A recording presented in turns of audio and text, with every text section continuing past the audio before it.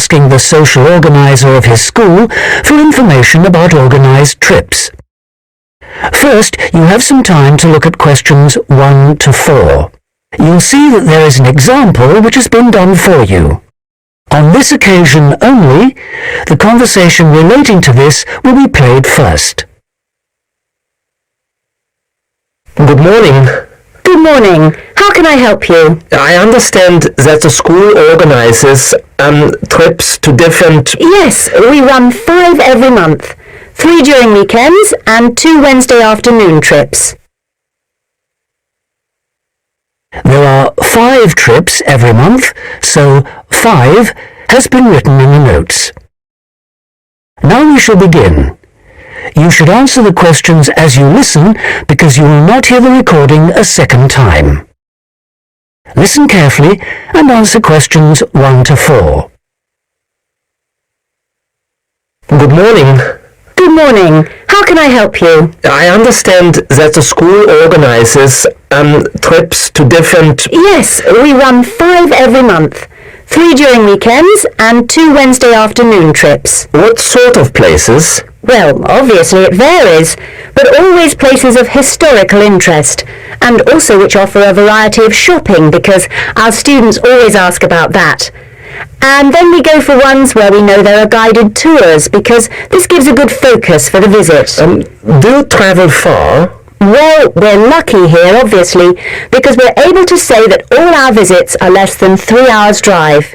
How much do they cost? Again, it varies. Between £5 and £15 a head, depending on distance. Oh, and we do offer to arrange special trips if, there are more than 12 people. Oh, right. I'll keep that in mind. And what are the times normally? We try to keep it pretty fixed so that students get to know the pattern. We leave at 8:30 a.m. and return at 6 p.m. We figure it's best to keep the day fairly short. Oh, yes. And how do we reserve a place? You sign your name on the notice board. Do you know where it is? I saw it this morning. And we do ask that you sign up 3 days in advance, so we know we've got enough people interested to run it, and we can cancel if necessary, with full refund, of course. That's fine, thanks. Before you hear the rest of the conversation, you have some time to look at questions 5 to 10 and answer questions 5 to 10. And what visits are planned for this term? Right, well, I'm afraid the schedule hasn't been printed out yet, but we have confirmed the dates and planned the optional extra visits, which you can also book in advance if you want to. Oh, that's all right. If you can just give some idea of the weekend ones, so I can, work out when to see friends, etc. Oh, sure. Well, the first one is St Ives. That's on the 13th of February, and we'll have only 16 places available, because we're going by minibus. And that's a day in town with the optional extra of visiting the Hepworth Museum. All right, yeah, that sounds good. Then there's a London trip on the 16th of February, and we'll be taking a medium-sized coach, so there'll be 45 places on that. And let's see, the optional extra is the Tower of London. Oh, I've already been there. After that, there's Bristol on the 3rd of March. Where? Bristol, Bristol. Okay. That's in a different minibus with 18 places available. Oh, and the optional extra is a visit to the SS Great Britain. Okay. We're going to Salisbury on the 18th of March, and that's always a popular one because the optional extra is Stonehenge. So we're taking the large coach with 50 seats. Oh, good. And then the last one is to Bath on the 23rd of March. Oh, yes.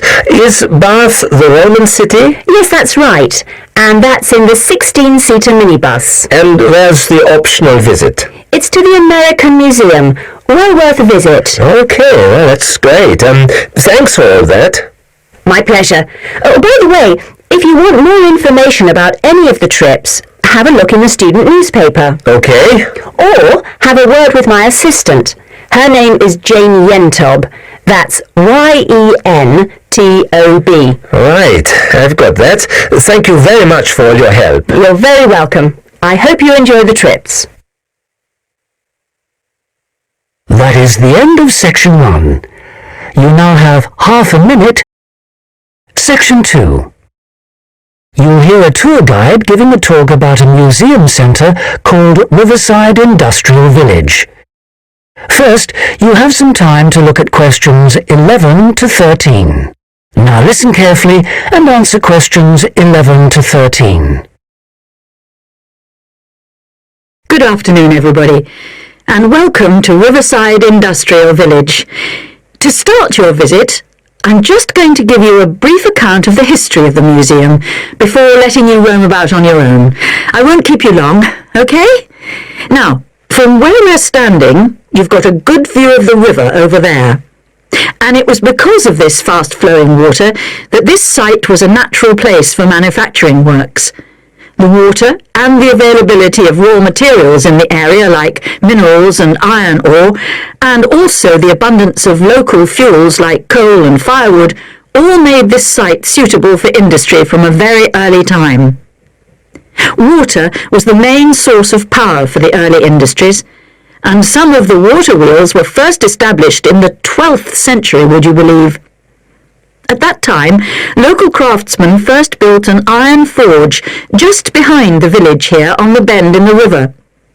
By the 17th and 18th centuries, the region's rivers supported more than 160 water mills, and many of these continued to operate well into the 19th century. But then the steam engine was invented. And then the railways came, and the centres of industry were able to move away from the rivers and the countryside and into the towns. So industrial villages like this one became very rare. So, that's the history for you. If you'd like any more information, you can ask me some questions, or you can read further in our excellent guidebook. Before you hear the rest of the talk, you have some time to look at questions 14 to 20.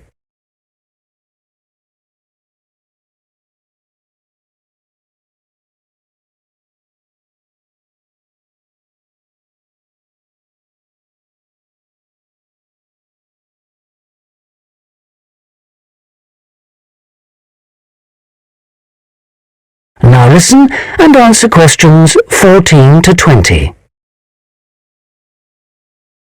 Now, I'm going to give you a plan of the site, and I'd just like to point out where everything is, and then you can take a look at everything for yourself. I've already pointed out the river, which is on the left, and of course, running along the bottom is Woodside Road. Got it? Okay, now, we're standing at the entrance. See it at the bottom? And immediately to our right is the ticket office. You won't need that, because you've got your group booking, but just past it are the toilets. Always good to know where they are. In front of us is the car park, as you can see, and to the left, by the entry gate, is the gift shop. That's where you can get copies of the guide, like this one here. Now, beyond the car park, all the buildings are arranged in a half circle with a yard in the middle. The big stone building at the top is the main workshop. That's where the furnace is, and where all the metal was smelted and the tools were cast, as you'll be able to see. Now, in the top right-hand corner, that building with bigger windows is the showroom, where samples of all the tools that were made through the ages are on display. In the top left corner is the grinding shop, where the tools were sharpened and finished. And on one side of that, you can see the engine room, and on the other is the cafe, which isn't an antique, you'll be pleased to know, though they do serve very nice old-fashioned teas. The row of buildings you can see on the left are the cottages. These were built for the workers towards the end of the 18th century, and they're still furnished from that period, so you can get a good idea of ordinary people's living conditions. Across the yard from them, you can see the stables, where the horses were kept for transporting the products. And the separate building in front of them is the works office, and that still has some of the old accounts on display. Right, if anyone wants a guided tour, then I'm starting at the engine room. If you'd like to come along this way, please, ladies and gentlemen. That is the end of section 2. You now have half a minute to check your answers.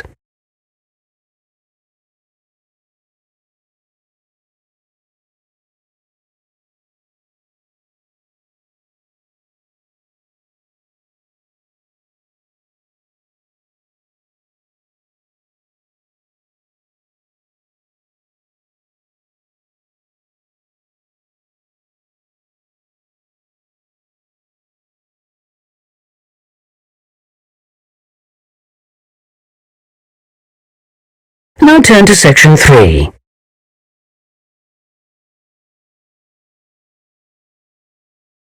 Section 3. You'll hear Melanie, a student, talking to one of her lecturers about her studies. First, you have some time to look at questions 21 to 27.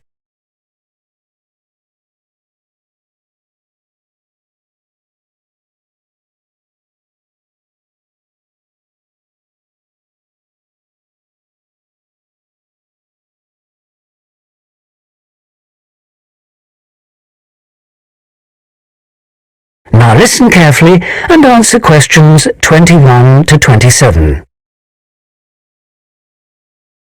Excuse me, Dr. Johnson. May I speak to you for a minute? Sure, come in.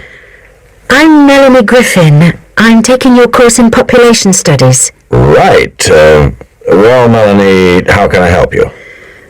I'm having a bit of trouble with a second assignment. And it's due in 12 days. What sort of trouble are you having? Is the assignment question a problem? Well, that's part of the problem. I've been having trouble getting hold of the books. I've been to the library several times and all the books are out. Sounds like you should have started borrowing books a bit earlier. Well, I had a really big assignment due in for another course and I've been spending all my time on that, and I thought... You might get an extension of time to finish your assignment for me? If that's possible, but I don't know... Well, yes, it is possible, but extensions are normally given only for medical or compassionate reasons. Otherwise, it's really a question of organizing your study, and we don't like giving extensions to students who simply didn't plan their work properly. What did you get for your first assignment? I got 87%. Yes, you did very well, indeed. So, obviously, you can produce good work. I don't think I'll need too much extra time, as long as I can get hold of some of the important references. Well, since you did so well in your first assignment, I'm prepared to give you an extra 2 weeks for this one. So, that'll mean you'll need to submit it about a month from now.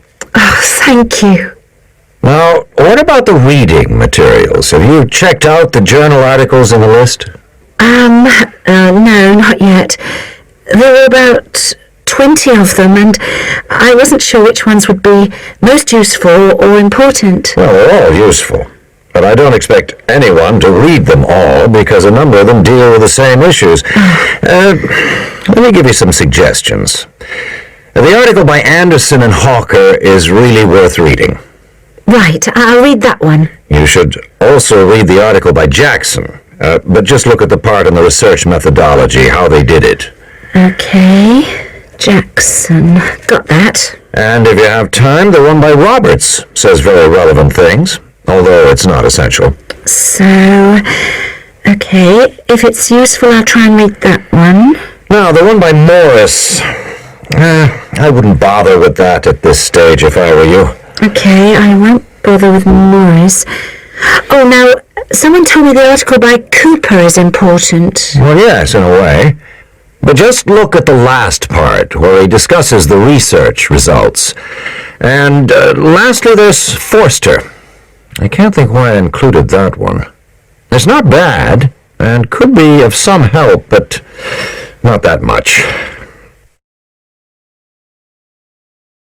before you hear the rest of the conversation, you have some time to look at questions 28 to 30.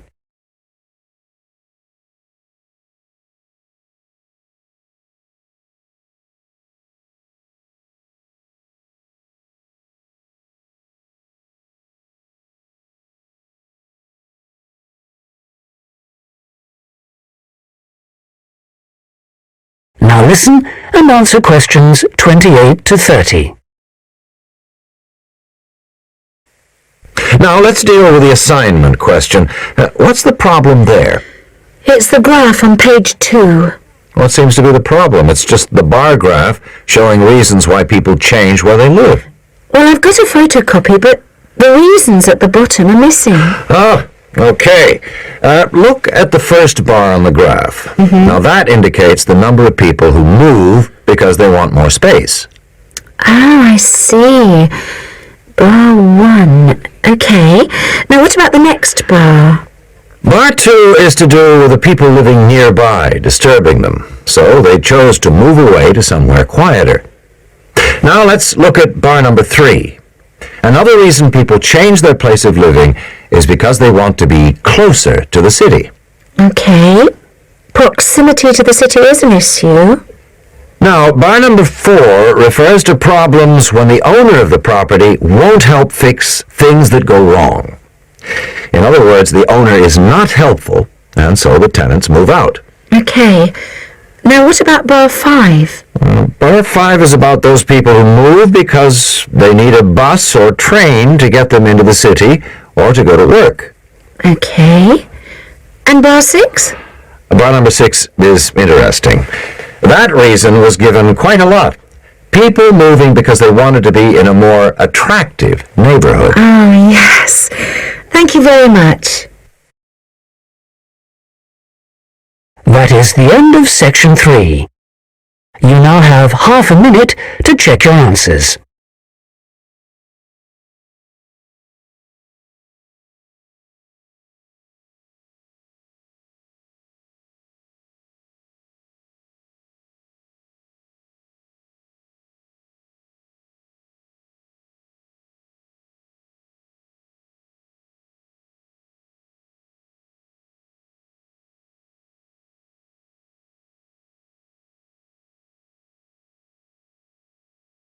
Now turn to section 4.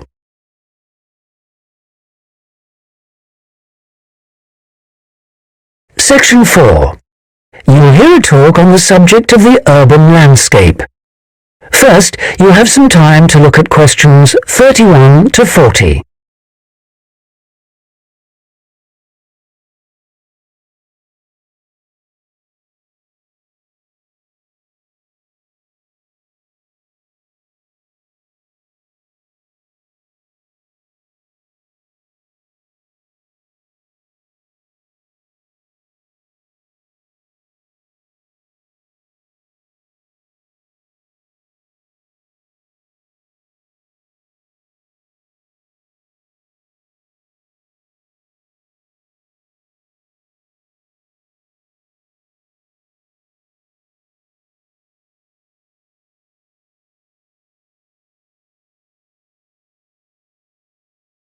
Now listen carefully and answer questions 31 to 40.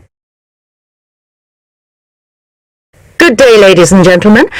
I have been asked today to talk to you about the urban landscape. There are two major areas that I will focus on in my talk: how vegetation can have a significant effect on urban climate, and how we can better plan our cities using trees to provide a more comfortable environment for us to live in. Trees can have a significant impact on our cities. They can make a city as a whole a bit less windy, or a bit more windy if that's what you want. They can make it a bit cooler if it's a hot summer day in an Australian city, or they can make it a bit more humid if it's a dry inland city. On the local scale, that is in particular areas within the city, trees can make the local area more shady, cooler, more humid and much less windy. In fact, trees, and planting of various kinds, can be used to make city streets actually less dangerous in particular areas. How do trees do all that, you ask? Well, the main difference between a tree and a building is a tree has got an internal mechanism to keep the temperature regulated. It evaporates water through its leaves, and that means that the temperature of the leaves is never very far from our own body temperature.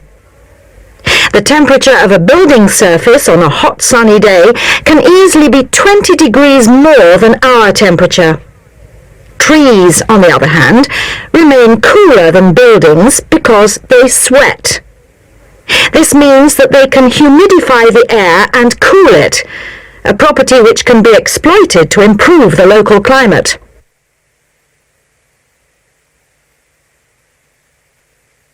Trees can also help break the force of winds. The reason that high buildings make it windier at ground level is that as the wind goes higher and higher, it goes faster and faster. When the wind hits the building, it has to go somewhere. Some of it goes over the top, and some goes around the sides of the building, forcing those high-level winds down to ground level. That doesn't happen when you have trees. Trees filter the wind and considerably reduce it, preventing those very large strong gusts that you so often find around tall buildings.